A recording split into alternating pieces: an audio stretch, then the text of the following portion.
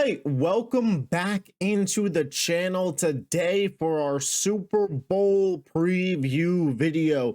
And you guys know that I try and approach this as unbiasedly as absolutely humanly possible.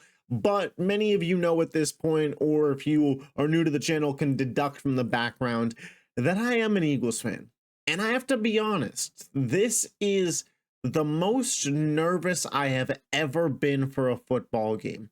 2017, going in with Nick Foles against Tom Brady, it felt like it was possible, but it felt like a true underdog story. Not that we were playing with house money, but even if we had lost, it was damn successful that we got to where we got. And 2 years ago in 2022, I honestly went into the game way too over cocky.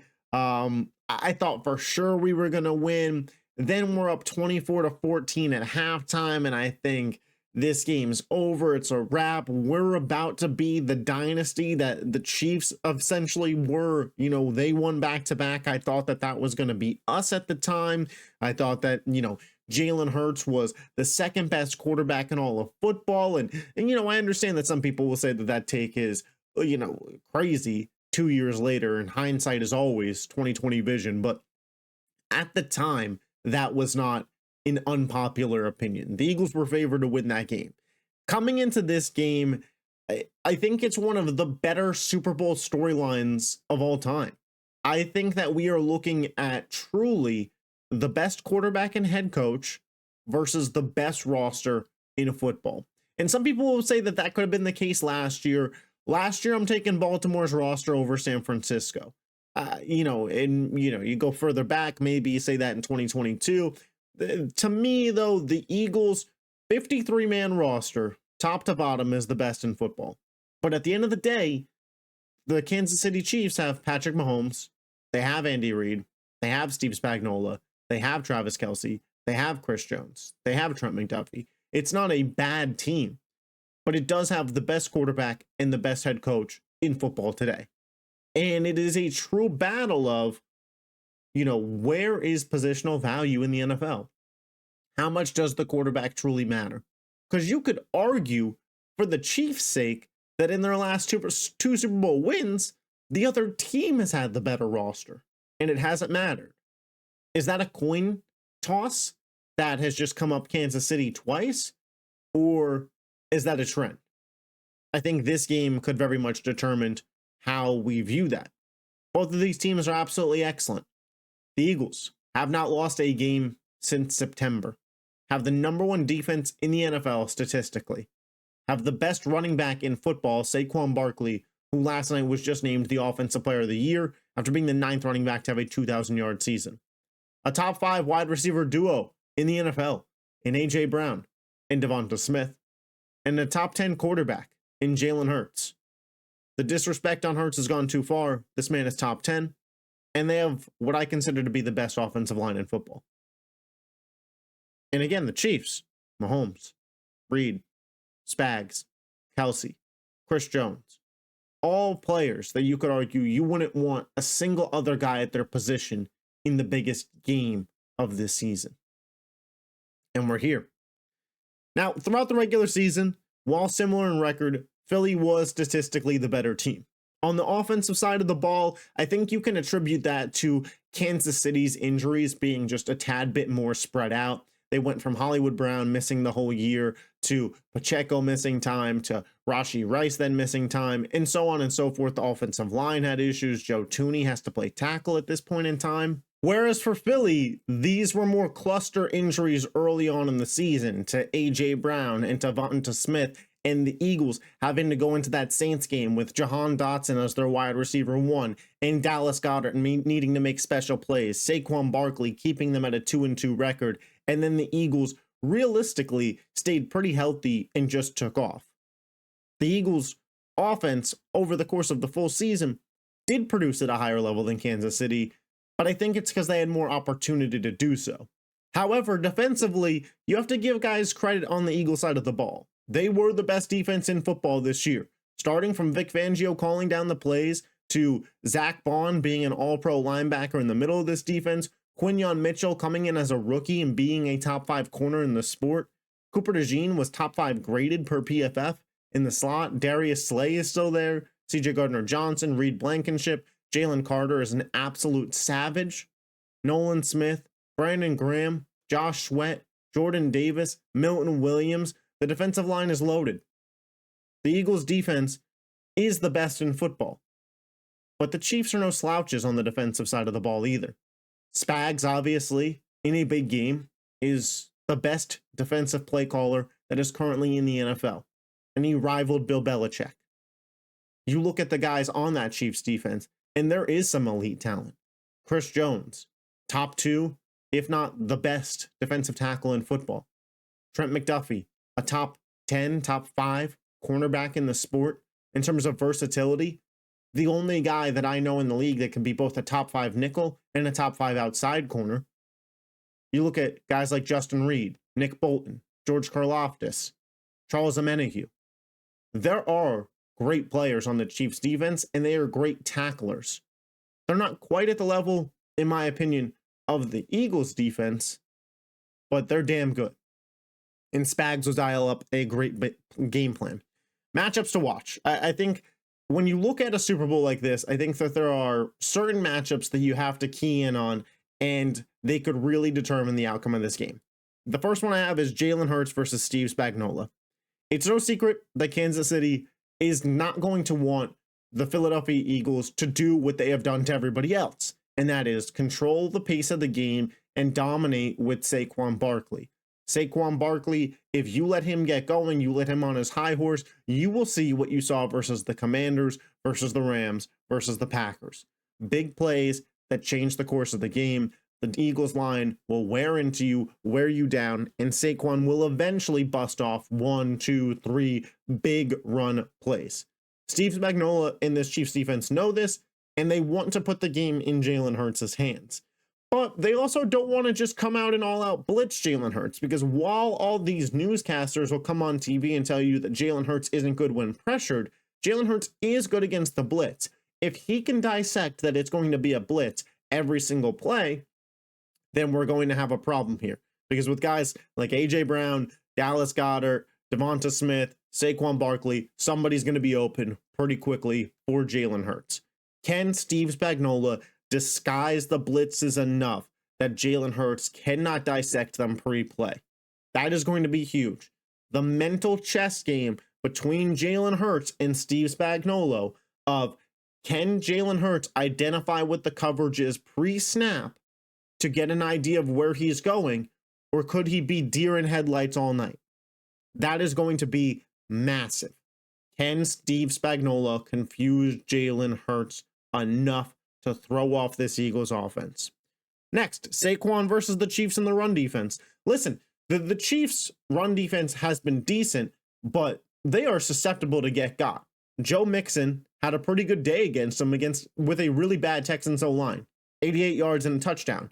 James Cook had 85 yards and 2 touchdowns, and in the second half of that Bills-Chiefs AFC Championship game, James Cook got going, and the real complaint from Bills fans was James Cook didn't get the ball enough.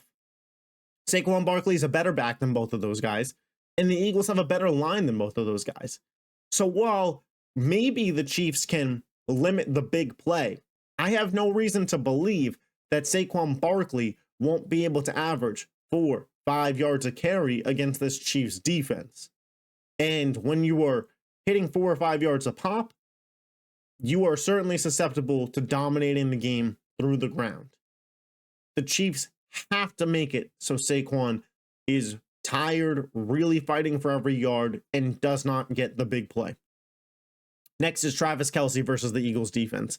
This is a massive concern if you were the Philadelphia Eagles, because the tight ends throughout these playoffs have killed you.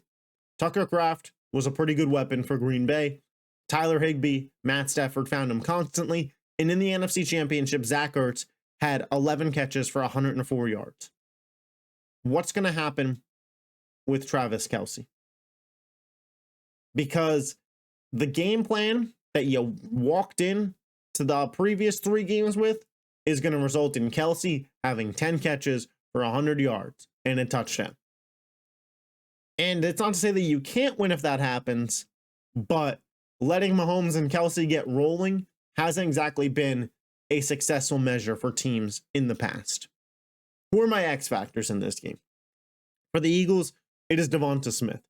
Devonta Smith is a Heisman Award winning wide receiver too in this league. He is, in my opinion, the best wide receiver too on any team in the NFL. And he has been a problem for Kansas City. They have not had a cornerback that can match up with him. He has destroyed their zone coverage. In 3 games against Kansas City, Devonta Smith averages 7 catches for 107 yards. And their cornerback too, Jalen Watson, just recently came back from injury. And to be fair to the Chiefs, that has been their weak spot all year. Can Devonta Smith produce at a wide receiver 1 level from the wide receiver 2 position in this Super Bowl? If so, it could shift the game. Because not only do you have Saquon Barkley, who again was the offensive player of the year, you have A.J. Brown, who's a top 5 player in his position, but you would have Devonta Smith going off.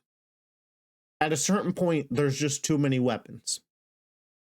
For the Chiefs, their X factors are just their wide receiver room. Can one of their wide receivers or 2 of them step up and produce at a high level? You know, when I think about this Eagles defense, I think that their game plan could play out very similar to what we saw Houston's defense do to Patrick Mahomes. Jalen Carter is going to be able to get some interior pressure, and Nolan Smith and Josh Sweat are fast enough off the edges that not that they get Will Anderson and Danielle Hunter level pressure, but I think that they could make the pocket an uncomfortable place for Patrick Mahomes. And then when you force him into scramble drills, he's looking for Kelsey. Kelsey was open. But when you look back at that game, the only wide receiver on Kansas City to have a single catch was Xavier Worthy, who had 5 for 45 yards because of guys like Stingley, Kamari Lassiter, and great DBs. Well, Philly has that with Quinyon Mitchell, Darius Slay, and Cooper DeJean. Can Andy Reid scheme these guys open? Can they get another weapon besides Travis Kelsey going? That is what is going to be huge and a necessity for Kansas City. Now, the moment we've all just kind of been waiting for in this video, my prediction. Who is going to win this football game? While I do think it's close, and while I'm going to be on the edge of my seat, I am going to stick with my Philadelphia Eagles to win this game. I think they win the game by a score of 28-19, 27-20, 27-19, something along those lines. The Eagles, here is why I truly believe the Eagles win this football game. With the Eagles, I get the better defense, the more ball dominant team, the better offensive line, and the more explosive weapons core. I understand well and good that the Kansas City Chiefs have Patrick Mahomes and Andy Reid. But I don't think Jalen Hurts is a slouch. And I think with the weapons around him, the line around him, on the biggest stage, we've seen him produce. And we will continue to see him produce. I think this is the most talented team in Philadelphia Eagles history. I think this is the best roster, regardless of outcome here, win or lose. You know how Patriots fans will say the 07, 17-0 Patriots that lost in the Super Bowl to the Giants, that's the best team ever. This is how I would feel about the 2024 Eagles. Win or lose, this is the best roster they have ever had.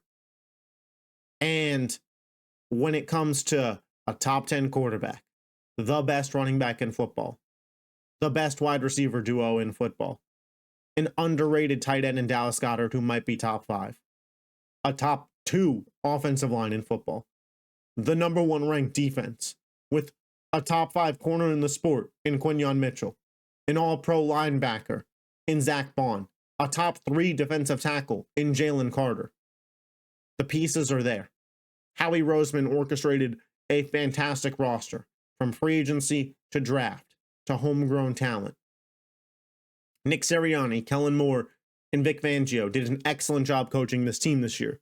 And I think they get the job done. Another huge part of this is the turnover differential. In the playoffs, the Eagles force turnovers but don't commit them. 10-0 turnover ratio in favor of them. It's the best in the playoffs by a landslide. And it's not to say that Mahomes is going to throw an interception, but you don't think Pacheco, Kareem Hunt, Worthy, Juju could fumble, tip, and then it gets picked off? Mistakes happen. And betting against Mahomes, not my favorite thing in the world to do. Pretty typically, when you look at the last, decade of Super Bowls, it is pretty much just, it's pretty much just the best quarterbacks. I'm going to pull up the list here, but, Super Bowl winning the list. Here we go. I just want to pull it up here because I want to go back to like 2014 and just kind of go over the list of Super Bowl winning quarterbacks. All right. So the 2014 season, 2015 Patriots, Tom Brady. Broncos, Peyton Manning. Patriots, Tom Brady. So we got Brady, Manning, Brady, Foles, Brady, Mahomes, Brady, Stafford, Mahomes. If your name isn't Brady or Mahomes, you've won 3 in that stretch. And if you go to the year prior and you take Russell Wilson, what does it take? Well, Stafford was a top 5 quarterback in the sport the year he won it. So that's top 5. Then you take Foles, miracle run. Russell Wilson, all-time team. If the Eagles win this game, they're an all-time team. If the Chiefs win this game, it's the greatest run by a team in NFL history. Point blank, period. And I'll be up here to give them their flowers. I don't want anybody to hear what I'm not saying here. The Chiefs winning is a very real possibility. And they are an excellent team. But when your team makes the Super Bowl, how do you not roll with them? I got the Birds winning. I got them winning 28-19. I appreciate your guys' support. Leave a like, leave your Super Bowl prediction in the comment section. I'll catch you next time. Peace.